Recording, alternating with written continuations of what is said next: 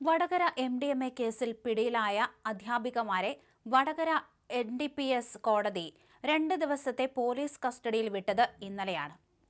കേസിലെ പ്രതികളായ കാവ്യ, നീഷ്മ എന്നിവരെയാണ് വെള്ളിയാഴ്ച വൈകിട്ട് 4 മണിവരെ അന്വേഷണ സംഘത്തിന്റെ കസ്റ്റഡിയിൽ വിട്ടുകൊടുക്കാൻ കോടതി ഉത്തരവിട്ടത്. പ്രതികളെ ഒരുമിച്ചിരുത്തി വിശദമായി ചോദ്യം ചെയ്യണമെന്നും തെളിവെടുപ്പ് പൂർത്തിയാക്കണമെന്നും ചൂണ്ടിക്കാണിച്ച് 3 ദിവസത്തെ കസ്റ്റഡിയിലായിരുന്നു പോലീസ് ആവശ്യപ്പെട്ടത്. കോടതിയിലേക്ക് കൊണ്ടുപോകുന്നതിനിടെ താൻ ഒരു തെറ്റും ചെയ്തിട്ടില്ലെന്നും കേസിൽ പെട്ടുപോയതാണെന്നും കാവ്യ മാധ്യമങ്ങളോട് പ്രതികരിക്കുകയും ചെയ്തു.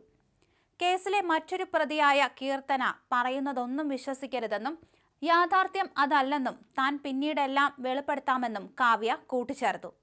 സർവശിക്ഷ കേരളയ്ക്ക് കീഴിൽ പേരാമ്പ്ര BRCയിലെ സ്പെഷ്യലിസ്റ്റ് അധ്യാപികമാരായിരുന്ന കാവ്യ, VP നീഷ്മ, കീർത്തന എന്നിവരുൾപ്പെടെ 3 അധ്യാപികമാരും 2 പുരുഷന്മാരുമാണ് കേസിൽ ഇതുവരെ അറസ്റ്റിലായത്. അധ്യാപികമാരുടെ അറസ്റ്റിനു പിന്നാലെ ഇവരെ ജോലിയിൽ നിന്ന് പിരിച്ചുവിട്ടിരുന്നു. പേരാമ്പ്ര BRCയിലെ കായിക അധ്യാപികയായ കീർത്തനയാണ് ലഹരി ശൃംഖലയിലെ മുഖ്യ കണ്ണിയെന്നാണ് പ്രത്യേക അന്വേഷണ സംഘത്തിന്റെ കണ്ടെത്തൽ. കാവ്യയെയും നീഷ്മയെയും ലഹരി ഇടപാടുകളിലേക്ക് കൊണ്ടുവന്നത് കീർത്തനയാണെന്നും സ്കൂൾ കുട്ടികളെ ലഹരി ഇടപാടുകൾക്ക് ഉപയോഗിച്ചിട്ടുണ്ടോ എന്ന് സംശയിക്കുന്നതായും പോലീസ് കോടതിയിൽ സമർപ്പിച്ച കസ്റ്റഡി അപേക്ഷയിൽ വ്യക്തമാക്കുന്നു.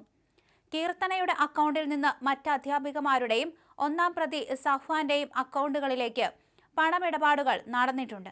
കൂടാതെ ലഹരി മാഫിയയിലെ മുഖ്യപ്രതികളുമായുള്ള ചാറ്റുകളും ചിത്രങ്ങളും കീർത്തനയുടെ ഫോണിൽ നിന്ന് കണ്ടെടുത്തിട്ടുണ്ട്.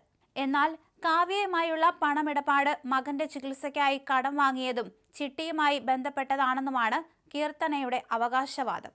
ഇൻസ്റ്റാഗ്രാമും വാട്സപ്പും വഴി ആവശ്യക്കാരെ നേരിട്ട് കാണാതെ അക്കൗണ്ടുകൾ വഴിയായിരുന്നു ലക്ഷങ്ങളുടെ MDMA ഇടപാടുകൾ നടന്നിരുന്നത്. അറസ്റ്റിലായ ഇരിട്ടി സ്വദേശിയായ ഓൺലൈൻ ഡെലിവറി ഏജന്റ് ജിജിൽ കുര്യാക്കോസിനാണ് അധ്യാപികമാർ ലഹരി വിൽപ്പനയിലൂടെ ലഭിച്ച പണം കൈമാറിയിരുന്നത്.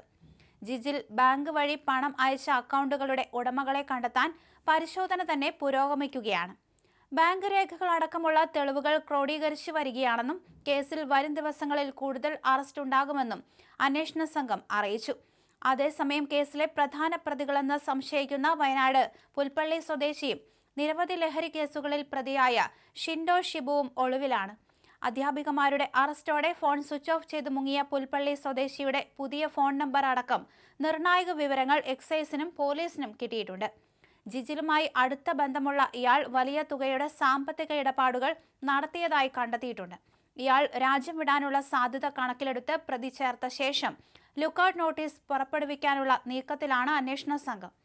പേരാമ്പ്ര BRCയിലെ കായിക അധ്യാപികയായ കീർത്തന വെറുമൊരു അധ്യാപികയല്ലെന്നാണ് SIT ആവർത്തിക്കുന്നത്. ലഹരി ഇടപാടുകളുടെ മുഖ്യ കണ്ണിയാണ്. കേസിൽ ജയിലിൽ കഴിയുന്ന അധ്യാപികമാരായ കാവ്യ, നീഷ്മ എന്നിവരെ ലഹരി ഇടപാടുകളിലേക്ക് കൊണ്ടുവന്നത് കീർത്തനയാണ്.